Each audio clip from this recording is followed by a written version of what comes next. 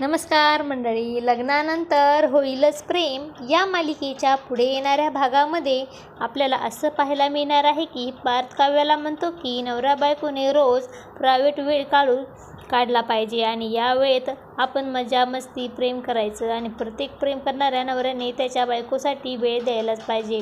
तर दुसरीकडे आता जीवा हा झोपेतून उठलेला असतो आणि त्याला जाग येते.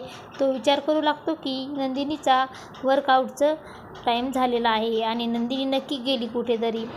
पण मात्र आता जीवा बाहेर येऊन पाहतो तर नंदिनी स्वतःहून वर्कआउट करू लागते. तर जीवा शॉक होतो की मी न सांगता नंदिनी स्वतःहून एक्सरसाइज करत आहे. तर इकडे रम्याने विजयला लग्नासाठी अट घातलेली असते. रम्या म्हणते की मग सगळ्यांना असं सांगायचं माहिती आहे की जर विजय म्हणतो की हो सगळ्यांना सांगताना मी सांगतोय असं वाटलं पाहिजे.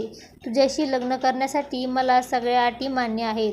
या दोघांची डील होते. पण त्याचवेळी मात्र आता तिथे काव्या येते आणि त्या दोघांचं बोलणं ऐकत असते.